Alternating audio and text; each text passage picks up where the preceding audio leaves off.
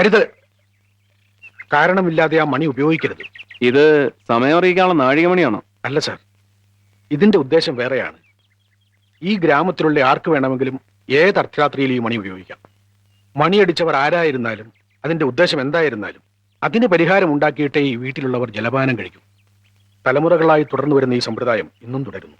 ഇന്നും ഇക്കാലത്തും? അതെ. ഭരണസമ്പ്രദായങ്ങളൊക്കെ മാറിയെങ്കിലും കാമാക്ഷിപുരംകാർക്ക് മന്നാടിയാർ ഇപ്പോഴും രക്ഷിതാവ് തന്നെ. ഇപ്പോഴും ഈ മണി ആരെങ്കിലും ഉപയോഗിക്കാറുണ്ടോ? ധാരാളം.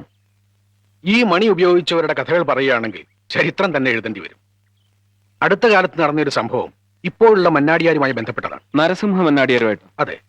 ഈ ഗ്രാമത്തിലുള്ളൊരു ചിദംബരം ഇപ്പോഴത്തെ മന്നാടിയാരുടെ കയ്യിൽ നിന്നും കുറെ രൂപ കടം വാങ്ങി. പറഞ്ഞ സമയത്ത് തിരിച്ചു കൊടുത്തില്ലെന്ന് മാത്രമല്ല, മന്നാടിയാർ കൊടുത്ത പല അവധിയും അയാൾ മുടക്കി. അങ്ങനെ ഇരിക്കുമ്പോൾ ഒരു ദിവസം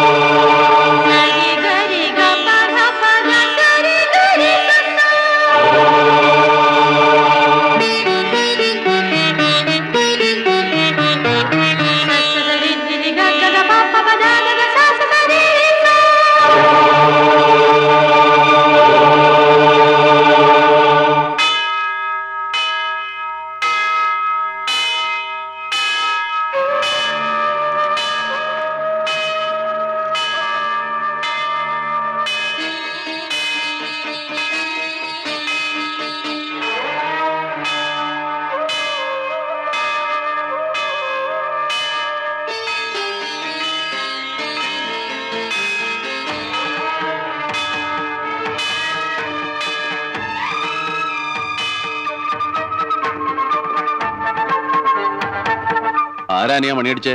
അറിയില്ല ചേട്ടാ.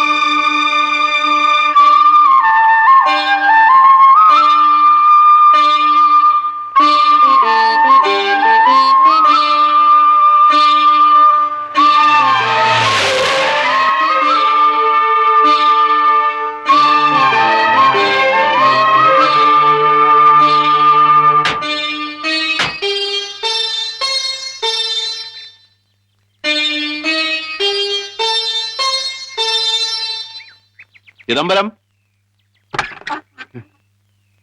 അയ്യോ, തമ്പുരാനും.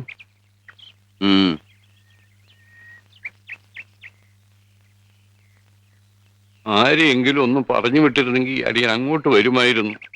ഇവിടെ ഇപ്പൊ ഇരിക്കാൻ കൂടിയൊന്നും വേണ്ട. ആരായി കത്തെഴുതിയത്? കത്തോ? എനിക്കൊന്നും അറിഞ്ഞുവിടാ തമ്പുരാനെ. ആരാ? മൈഥിലി? മൈഥിലി എന്റെ മോള. വിളിക്കവളെ. മൈഥിലി.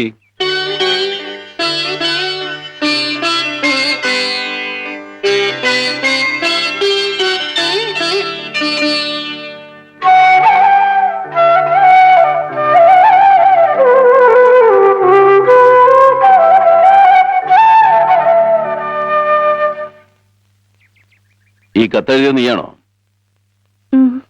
ഒന്ന് വായിക്കേ. വായിക്കാൻ.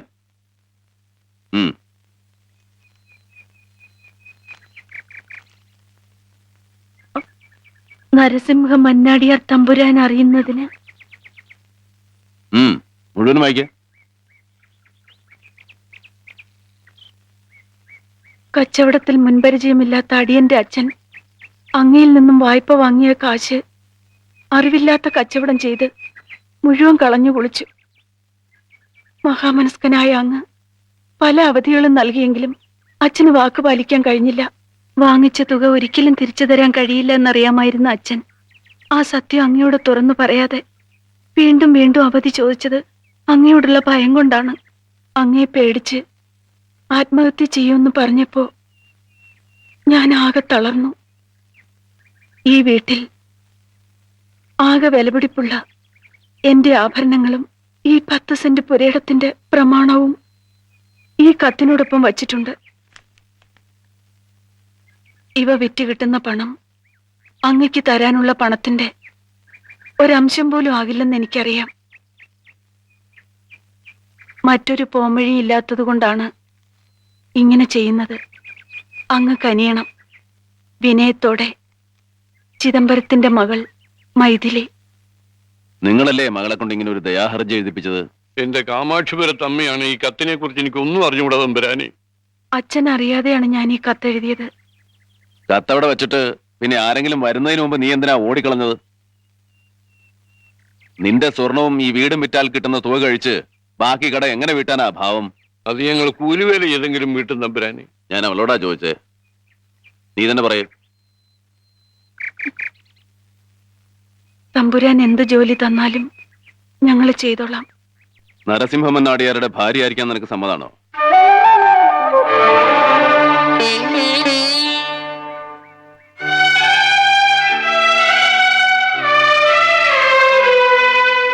തമ്പുരാൻ എന്താ ഈ പറയുന്നത്? അങ്ങയുടെ നിഴലറ്റത്ത് പോലും നിൽക്കാനുള്ള യോഗ്യത ഞങ്ങൾക്കില്ല. എടയങ്ങടെ കുലവും ഗോത്രവും ഒന്നും ഞാൻ ചോദിച്ചില്ല. വിവാഹം തീരുമാനിച്ചത് മന്നാടിയാരാ. മൈഥിലിക്ക് എന്നെ ഇഷ്ടമാണെങ്കിൽ അടുത്ത ശുഭമുഹൂർത്തത്തിൽ കാമാക്ഷിപുരം ക്ഷേത്രത്തിൽ വെച്ച് അവൾ നരസിംഹ മന്നാടിയാരുടെ ഭാര്യയാവും.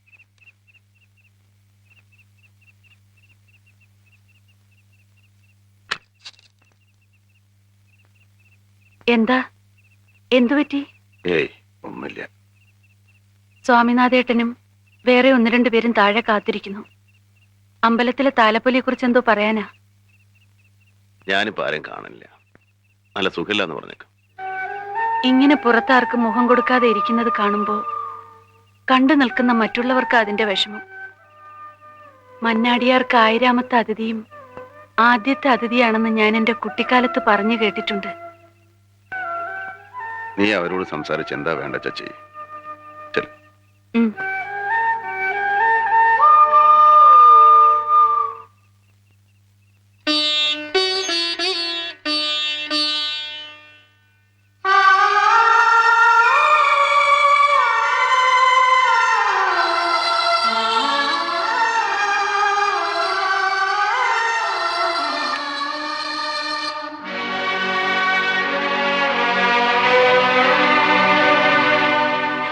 നേരെ ഇരുത്തി.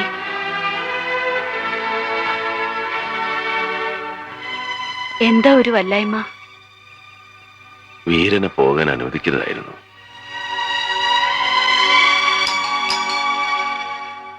ആരായി ആ സമയത്ത്?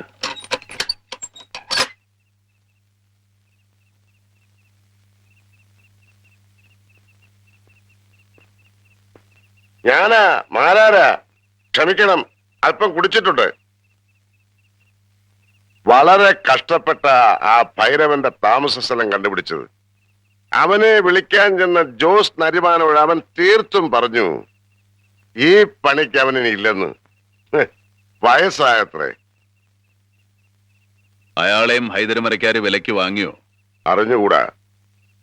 ഭൈരവനെ ഞാൻ വിളിക്കാം. താൻ വിളിച്ചാൽ വരുവോ? നിങ്ങൾ പോലീസുകാർ വിളിച്ചാൽ അയാൾ വരില്ല. എവിടെയാ അയാളുടെ താമസം? തമിഴ്നാട് ബോർഡറില. ഇവിടെ 5-6 മണിക്കൂർ യാത്ര ചെയ്യണം. പൊൻപണിയേട്ടാ, എന്തോ? ഭദ്രനോട് വണ്ടി ഇറക്കാൻ പറയും.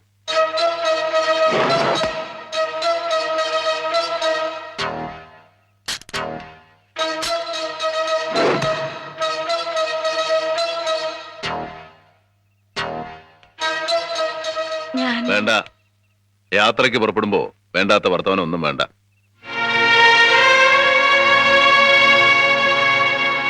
ഇറങ്ങല്ലേ? ആ,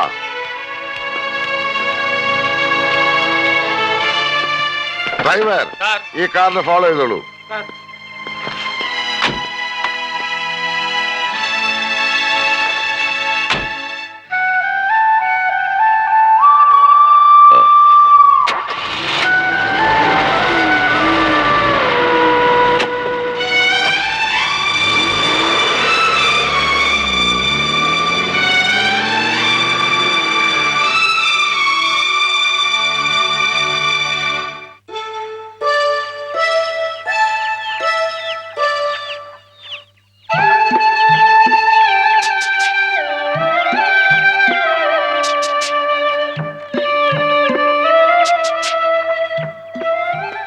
ആരാച്ചാർ എന്ന് പറയുന്നവൻ അത്രയ്ക്ക് VIP ആണെങ്കിൽ ഇവിടെ വന്ന് കണ്ടേക്കാമെന്ന് വിചാരിച്ചു. എനിക്ക് വയ്യ ഏമാനെ. 2 ദിവസം മുമ്പ് മറ്റൊരു ഏമാൻ വന്ന് കണ്ടപ്പോ ഞാൻ എല്ലാം പറഞ്ഞതാ. ഭൈരവ, വിധിക്കാനുള്ള അധികാരമേ ജഡ്ജിക്കുള്ളൂ. കൊല്ലാനുള്ള അധികാരം തനിക്കാ. ഇല്ല, കൊല്ലുന്ന പണി ഞാൻ നിർത്തി ഏമാനെ. തൂക്കാൻ വിധിച്ച ജഡ്ജിക്കില്ലാത്ത നൊമ്പരം തനിക്കെന്തിന്? ജഡ്ജിക്ക് സ്വർണ്ണപ്പേന കൊണ്ട് കണ്ണും പൂട്ടിയിരുന്ന് എഴുതിയാ മതി. കയറ് പിരിച്ച് കഴുത്തിലിട്ട് തൂക്കിക്കൊല്ലേണ്ടത് ആരാച്ചാരാ, അല്ലേ ഭൈരവ?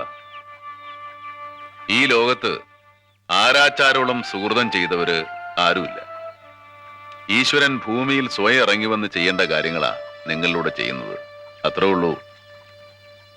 ഒരു കൊലയാളിയെ തൂക്കിക്കൊല്ലാൻ നിങ്ങൾക്ക് കിട്ടുന്ന 150 രൂപ വളരെ തുച്ഛമായ കൂലിയാ.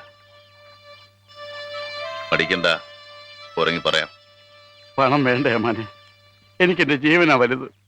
മാപ്പാക്കണം.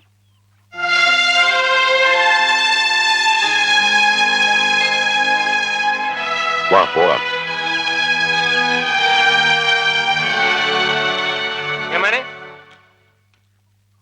ഇയാൾക്ക് പോയെങ്കിൽ ഞാൻ വരാം. നിങ്ങളാരാ? ഞാൻ കാശി, എന്റെ ചേട്ടായ ഭൈരവൻ. നിന്നെ ആരാ ഇങ്ങോട്ട് വിളിച്ചത്? ഓടാകത്ത്.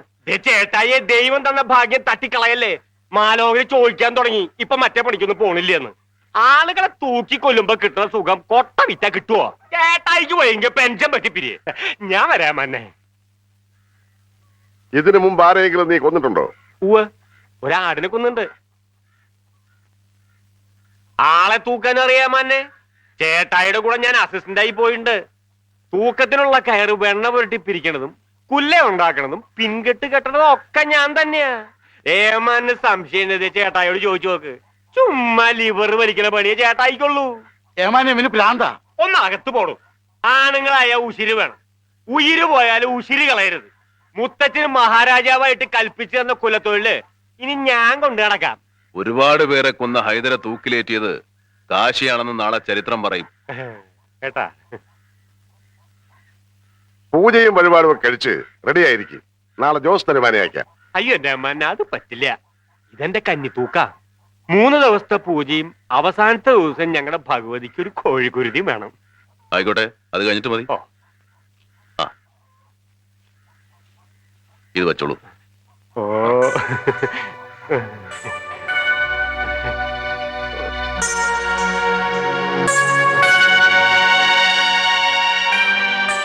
അപ്പൊ ഞാൻ പോട്ടെ. ആടെ. ഭദ്ര, 3 ദിവസം കഴിഞ്ഞ് ആരാച്ചാർക്ക് വരാൻ പറ്റൂ.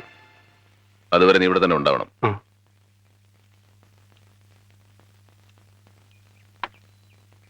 കാശി ആരാച്ചാരായി സെൻട്രൽ ജയിലിൽ എത്തുന്നത് വരെ അവൻ സുരക്ഷിതനായിരിക്കണം. ശരി.